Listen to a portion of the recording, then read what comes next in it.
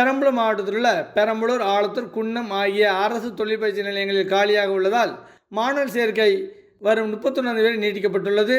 தொழிற்பயிற்சி நிலையங்களில் சேர்ப்பவர்களுக்கு அரசின் அனைத்து சலுகைகளும் பெற்றுத்தரப்படும்.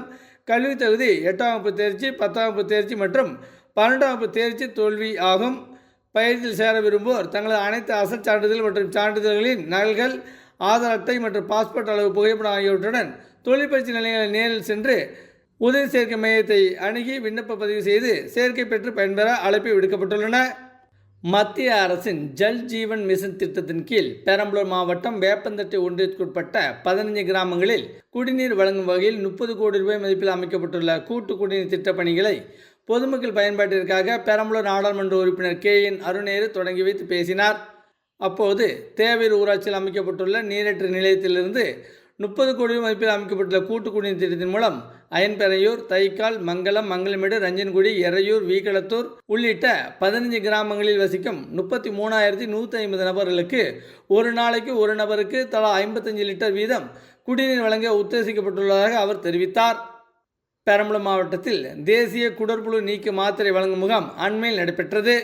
இம்முகாமில் 1 வயது முதல் 19 வயதிலான அனைத்து குழந்தைகள் மற்றும் மாணவர்களுக்கும் 20 முதல் 30 வயதிலான அனைத்து பெண்களுக்கும் குடற்புழு நீக்க மாத்திரை வழங்கப்பட்டன.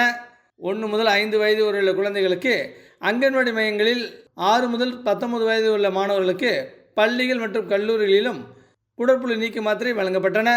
இத்திட்டத்தின் மூலம் பெரம்பலூர் மாவட்டத்தில் உள்ள 1,71,590 குழந்தைகள் மற்றும் மாணவர்கள் 45,034 என மொத்தம் 2,16,624 நபர்களுக்கு குடற்புழு நீக்க மாத்திரை வழங்க திட்டமிட்டுள்ளதாக மாவட்ட ஆட்சித்தலைவர் திருமதி கிரேஸ் பச்சாவ் தெரிவித்துள்ளார்.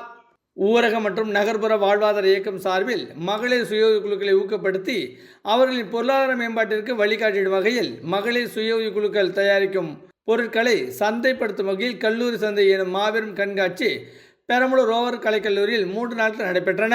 பெரம்பலூர் மாவட்ட ஆட்சித்தலைவர் குத்துவிளக்கினை ஏற்றி வைத்து கண்காட்சி தொடங்கி வைத்து பார்வையிட்டார்.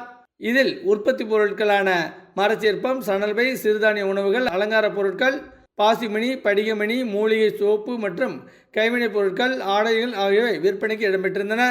இக்கண்காட்சியில் பெரம்பலூர், திருச்சி, தஞ்சாவூர், கரூர் உள்ளிட்ட பல்வேறு மாவட்டங்களை சேர்ந்த 40க்கும் மேற்பட்ட மகளிர் சுயகுழுவினர் உற்பத்தி செய்த பொருட்கள் காட்சிப்படுத்தப்பட்டிருந்தன.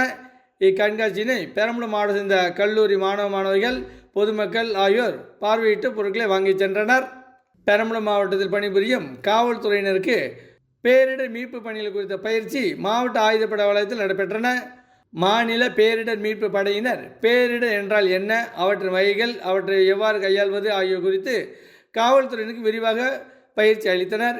இதில் ஒரு கட்டமாக விசுகுடி நீர்த்தேக்கத்தில் நீர்நிலையில் சிக்கிக்கொண்ட நபர்களை பாதுகாப்பான முறையில் எவ்வாறு படகுகள் முன் மீட்பது என்பது குறித்தும், நீரில் சிக்கிக்கொண்ட நபர்கள் எவ்வாறு உயிர்காக்கும் பொருட்களை கொண்டு தப்பிப்பது என்பது குறித்தும் பயிற்சி அளித்தனர். மத்திய அரசின் தகவல் ஒலிபரப்பு அமைச்சகத்தின் மத்திய மக்கள் தொடர்பு சார்பில் பெரம்பலூரில் அரசின் மக்கள் நலத்திட்டங்கள் குறித்த விழிப்புணர்வு நிகழ்ச்சி அண்மையில் நடைபெற்றது. பெரம்பலூர் மக்களவை உறுப்பினர் KN அருணேரு கண்காட்சி தொடங்கி வைத்து குற்றுவிளக்கு வைத்து பேசினார்.